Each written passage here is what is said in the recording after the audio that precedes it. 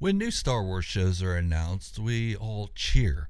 Yay, finally, okay, cool. And okay, so maybe not everybody cheers. Some people are like, it's going to be crap. And that's what they stick with. But that's their own opinion and they're allowed to it. So just let them go. Anyway, so when these shows are announced, we have a sense of nostalgia. We're happy about it and we're ready for a new story and so on and so forth. When The Mandalorian was announced way back in 2017, I believe, could be wrong. Somebody correct me if I'm wrong. Anyways, when it was announced, we were like, yay, cool. All right, a Star Wars show. This is going to be the first live action Star Wars show. And it was great. The season 1 was amazing. Then season 2 was announced. Awesome. Cool. More of it.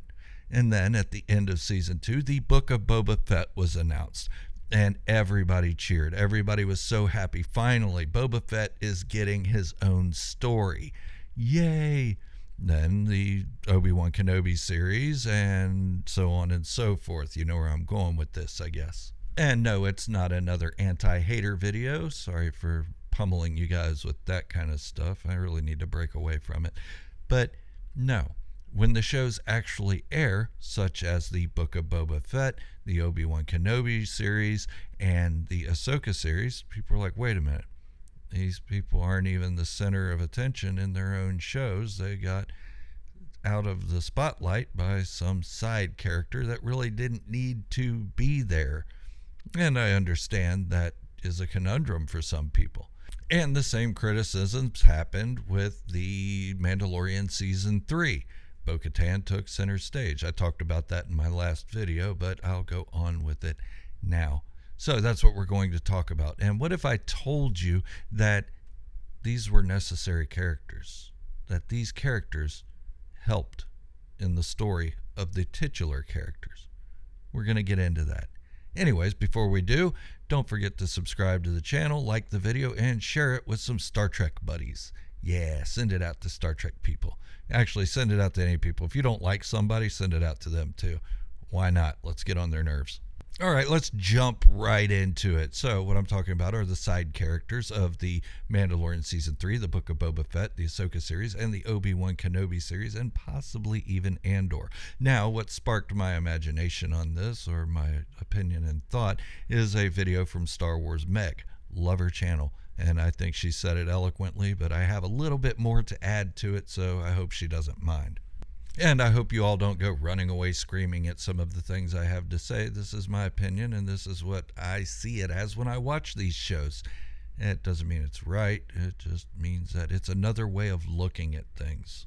And since the Book of Boba Fett was the one to make everybody scratch their heads, I'm going to start with that one. Now, it's seen that a lot of people think the Book of Boba Fett has been the worst Star Wars series ever created in the modern era. Well, I don't think it is, but you're entitled to your opinion. And a lot of the reason that people cite that is because the show wound up not being about Boba Fett at all. It wound up being about Ming-Na Wen's character, Fennec Shand, or even Din Djarin himself, who took up 2 episodes of the Book of Boba Fett. Well, I'm here to tell you that's not the case. The entire story is unequivocally about Boba Fett. Other than the Luke Skywalker cameo, I still don't understand that one, and I'll never be able to wrap my head around it other than it was for nostalgia reasons because they did it in The Mandalorian Season 2. They felt like they could do it in Boba Fett's show. It just didn't work for me. And congratulations to those of you who loved it. I'm happy for you. And I'm not sure that it won't tie into some Star Wars story later on down that brings these shows all together. Maybe Luke Skywalker's going to have a big part in there. We can hope. I hope Luke Skywalker does have a part in it, and I hope he does have a meaningful part and not just thrown in as some nostalgia piece to say, hey, everybody, look at me. I'm Luke Skywalker. Check it out. I got a green lightsaber. We don't need all that. But yes, the Book of Boba Fett was absolutely about Boba Fett, and these side characters helped in the development of the character. They weren't just placeholders or someone thrown in to take the spotlight away. They were actually there to develop Boba Fett. Without Ming-Na Wen's character, Boba Fett wouldn't have seen the right side of things. And she urged him, you need to have a stronger hand and so on.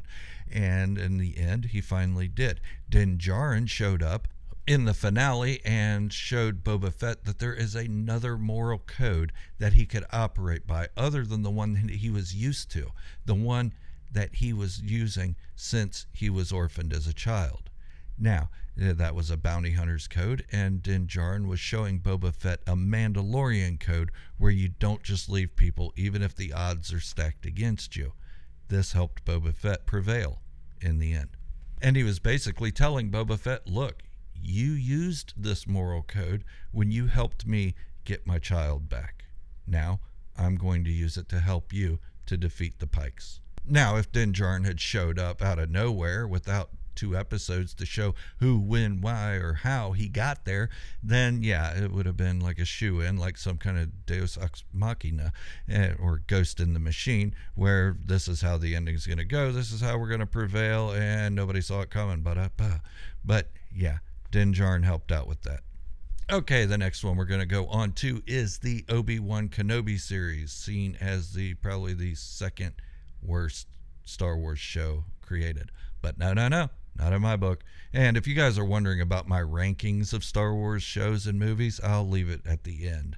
So stick around and hear it. Okay, so then we have the Obi-Wan Kenobi series where little Leia and Reva seem to be taking more attention from Obi-Wan, who is the titular character of the show. But again, these characters are crucial.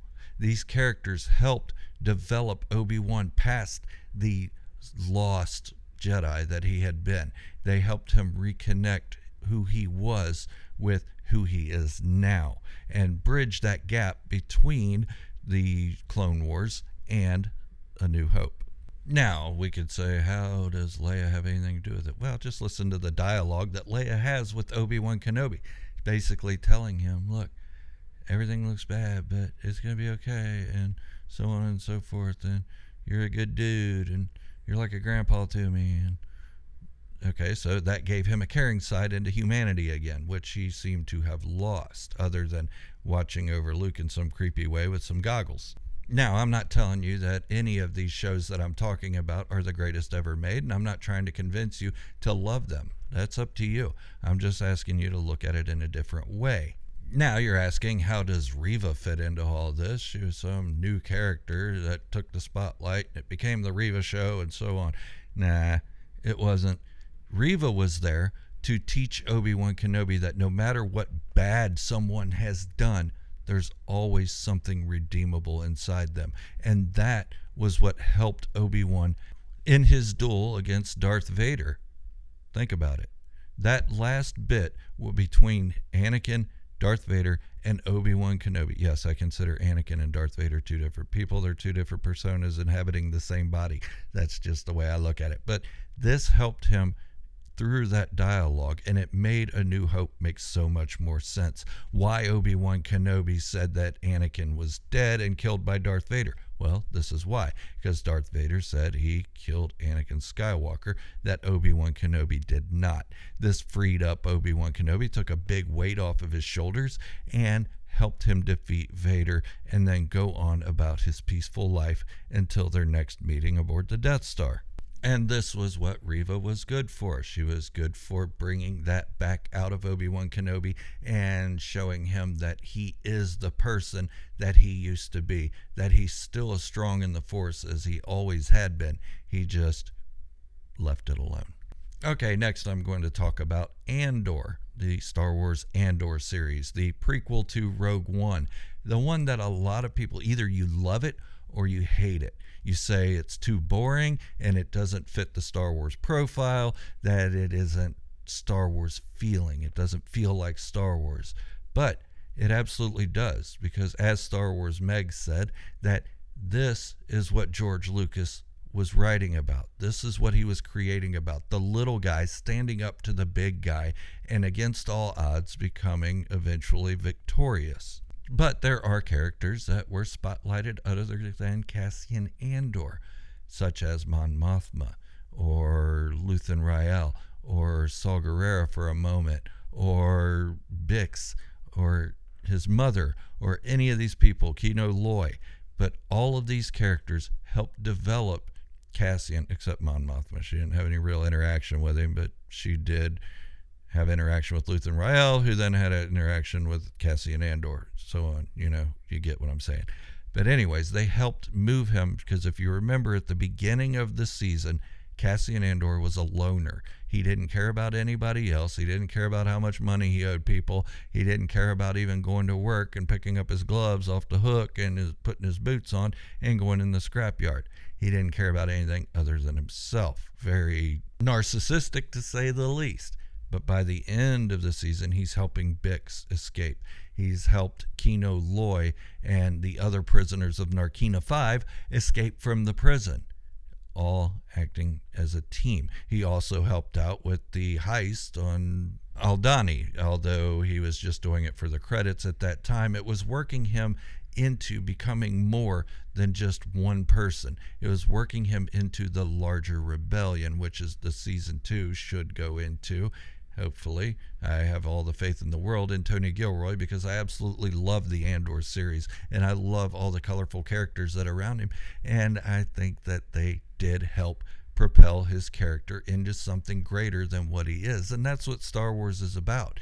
Would Luke Skywalker have joined the rebellion had it not been for Obi-Wan Kenobi, Han Solo, Chewbacca, R2-D2, C-3PO, and so on? No, probably not, because he was already planning on joining the Imperial Academy. So, yeah, side characters have always been an important part of Star Wars. All right, now let's move on to The Mandalorian Season 3. Oh no, the worst one of all of it. Actually, I think The Mandalorian Season 3 was the best one, honestly. I like the serials of Season 1 and Season 2, but I like the fluid story of Season 3, if that makes any sense. All right, so Bo-Katan Kryze takes center stage, and it's all about her becoming the Mandalore. Who didn't see that coming? Well, originally I didn't. I thought it was going to be Boba Fett, like in the Legends stories. But, Bo-Katan, whatever. I always didn't think it was going to be Din Djarin.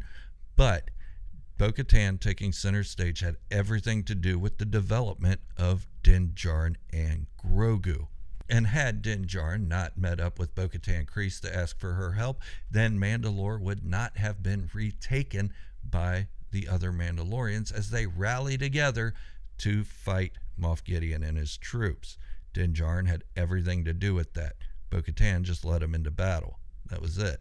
And she also inadvertently taught him that leadership doesn't come from a sparkling glow stick, something she also had to learn herself. And yes, it's the Darksaber that I'm talking about. I love the Darksaber. I own one. Not a real one. It doesn't slice through stuff, but it glows and flickers. That's kind of neat. But Bo-Katan taught him that the leadership does come from the leadership qualities and not some inanimate object as a symbol.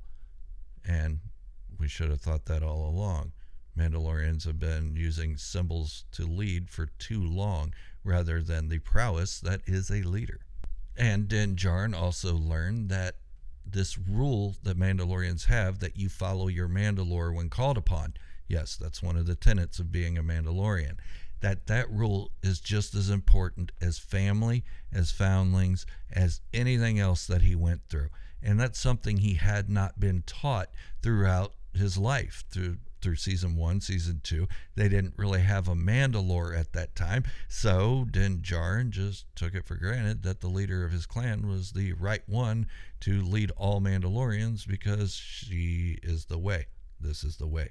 And Din Djarin also came to learn that there are many types of Mandalorians, and just because you don't follow the Children of the Watch's own, crap ideas, then that doesn't mean you're not a Mandalorian. Many Mandalorians take off their helmets and they're still considered Mandalorians. The ones still on Mandalore trying to survive didn't have helmets on, yet they are still Mandalorians. Probably more Mandalorian than most of the other Mandalorians that scattered throughout the galaxy. I mean, these guys were surviving on scraps of green rock and glass. Yeah, think of that. Now, how can we say that in Ahsoka that Sabine Wren has anything to do with Ahsoka Tano. Well, I mean, it's fairly obvious. She's her Padawan. A lot of people don't like that Sabine Wren is Force sensitive, but, it's whatever. It's Star Wars.